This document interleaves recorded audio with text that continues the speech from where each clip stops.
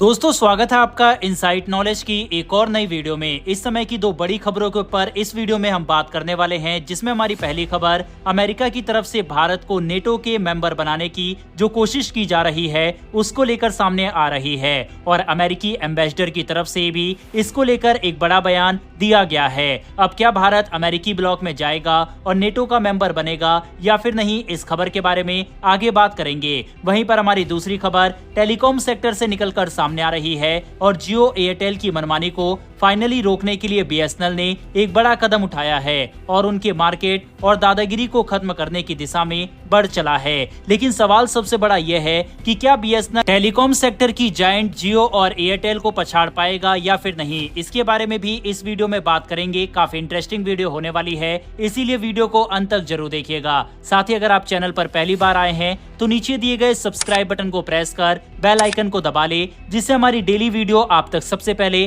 पहुंच सके। तो चलिए शुरू करते हैं इस वीडियो को। पहले बात करते हैं अमेरिका और नेटो से निकल कर आ रही खबर से।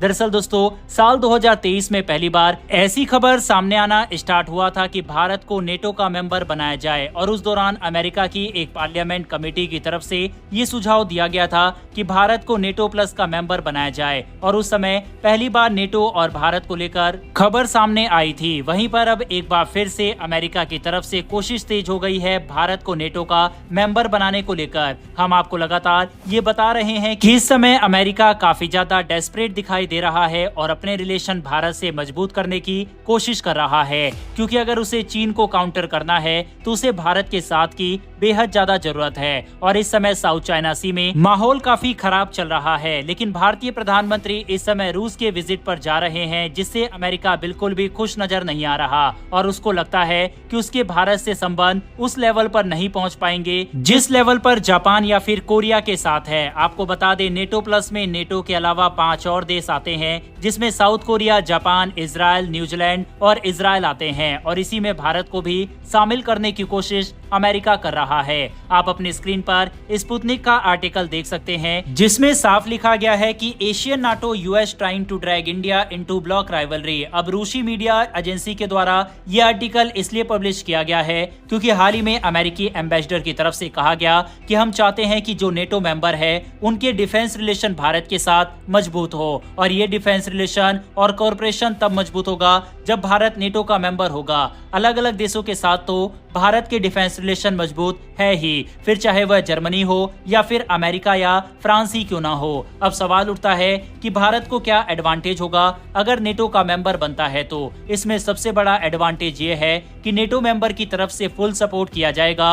अगर भारत का किसी भी देश के साथ युद्ध होता है तो फिर चाहे वह आर्मी सपोर्ट हो या हथियारों को लेकर या फिर कोई अन्य सपोर्ट हो। यहाँ तक कि नेटो संगठन का तो ये मानना है कि अगर नेटो के किसी मेंबर के ऊपर अटैक होता है तो वह अटैक पूरे नेटो के ऊपर माना जाएगा और सभी कंट्री एक साथ आकर युद्ध लड़ेंगे। लेकिन अब सवाल ये उठता है कि इन सब चीजों के बावजूद आखिर क्यों भारत नेटो के मेंबर नहीं बनना चाहता। भारतीय विदेश मंत्री की तरफ से पिछले साल इसको रिजेक्ट भी कर दिया गया था। दरअसल भारत ऐसा करता है तो भारत की जो गुट निरपेक्ष नीति है वह नहीं रह पाएगी और भारत पूरी तरह से किसी एक ब्लॉक में चला जाएगा, जिससे जो दूसरा ब्लॉक है रूस, चीन और उनके सहयोगी देशों के साथ भारत उसके खिलाफ हो जाएगा, जो कि भारत बिल्कुल नहीं चाहता। भारत का स्टांस बिल्कुल साफ है कि हम किसी गुट में नहीं जाएंगे, साथ ही जो हमारी लड़ाई होगी वह हम खुद ही लड़ेंगे। यानी कि भारत की लड़ाई फिर चाहे चीन से हो या फिर पाकिस्तान से, हम अपनी लड़ाई खुद लड़ेंगे। और भारत की इसी गुट निरपेक्ष नीति का नतीजा है कि भारत के दुनिया के सभी देशों के साथ रिश्ते अच्छे हैं और भारत अपनी इसी नीति को तोड़ नहीं सकता।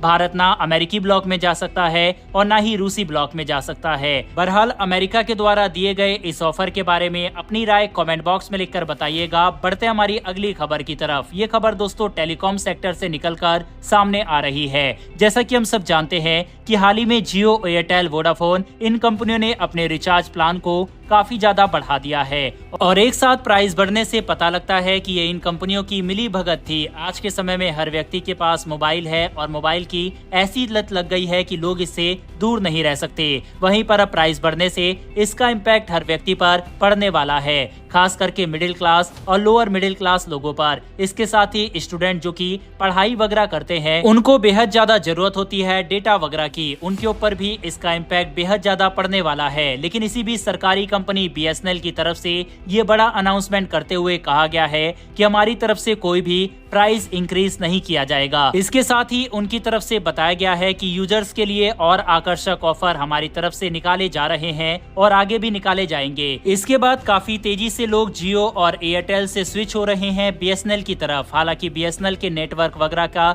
एक बड़ा इशू रहता है और इसको भी सॉल्व करने के लिए BSNL तेजी से काम कर रहा है और अपने नेटवर्क को भी भारत के कोने कोने में पहुंचाने की कोशिश में इस समय लग गया है। आपको बता दें कि इस वजह से इस समय BSNL यूजर्स काफी तेजी से बढ़ रहे हैं और जिस तरह से इन कंपनियों ने प्राइस को बढ़ाया है, इसके बाद लोगों की उम्मीद BSNL से ही है। हालांकि दोस्तों देखा जाए तो इस समय मोनोपोली टेलीकॉम सेक्टर में जियो की है, क्योंकि जो जियो करता है वही बाकी कंपनियों को करना पड़ता है। आपको याद होगा जब जियो लॉन्च नहीं हुआ था उससे पहले 250 रुपए में 1 GB नेट मिलता था, लेकिन जियो ने सबसे पहले फ्री नेट सुविधा देना स्टार्ट किया और लोगों को नेट वगैरह की लत लगवाई। उसके बाद उसने अपने रिचार्ज प्लान लॉन्च किया और बाद में अब अपने प्राइस को बढ़ाना स्टार्ट कर दिया है, जिस वजह से लोगों को अब ये अखर रहा है और इनकी प्राइस बढ़ने से बाकी कंपनियों को भी मौका मिल गया अपने प्राइस बढ़ाने का। बहरहाल दोस्तों, इस खबर पर आपकी क्या राय है कमेंट बॉक्स में लिखकर बताइएगा। अगर आपने इस वीडियो को यहाँ तक देखा है तो वीडियो को लाइक करके हमारी आने वाली डेली डिफेंस और वर्ल्ड अफेयर से जुड़ी